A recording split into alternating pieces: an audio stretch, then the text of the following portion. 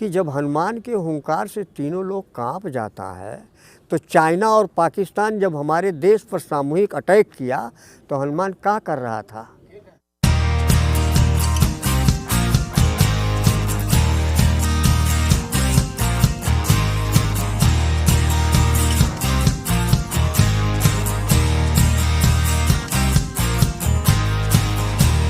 जैसे कह दिया कि बाल समय भक्ष लियो तब तीनों लोक भय अंधियारो। बालकपन में हनुमान सूरज को निकल गया और तीनों लोक में अंधेरा छा गया। अच्छा सर, तो मैंने पूछा हनुमान रहता कहाँ था।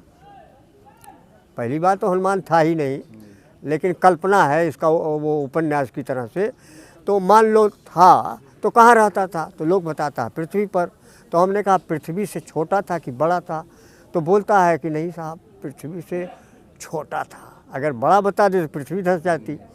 तब हमने कहा कि और सूरज कितना बड़ा है, तो कहा सर ये तो हमको नहीं पता। हमने कहा सूरज पृथ्वी से 23 लाख गुना बड़ा है, आग का शोला है, दहदहा रहा है, कई हजार किलोमीटर पहले ही आदमी भस्म हो जाएगा।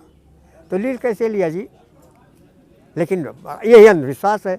लील लिया और गा रहा है। एक सम्मान समारोह में हमको बुलाया गया।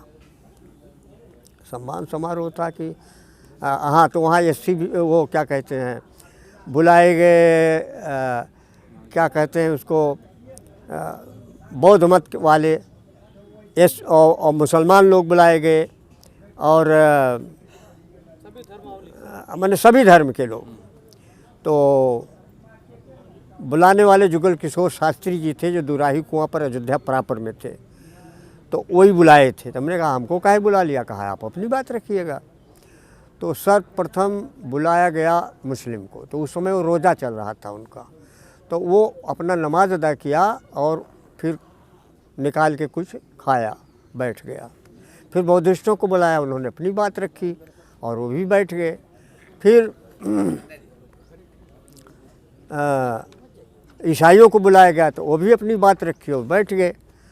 उसके बाद बुलाया गया उनको हनुमानगढ़ी के एक महंत भवनाथ दास जी को, तो वो वही पढ़ रहा है चालीसा।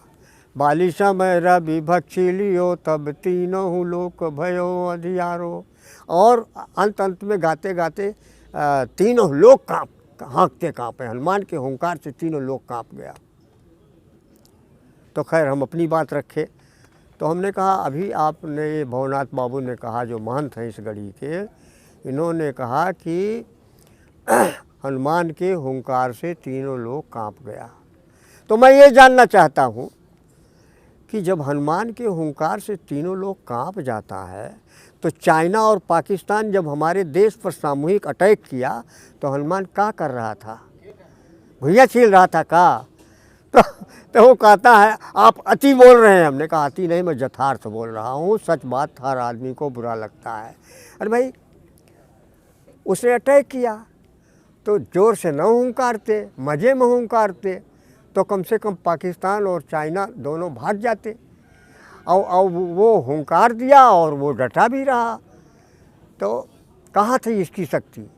तो इसी को अंधविश्वास कहते हैं। बेजाने मान लेना किसी चीज़ को अंधविश्वास है, और अंधविश्वास देश का बहुत ही खतरनाक चीज़ है। इसको ख़त्म करना पड़ेगा।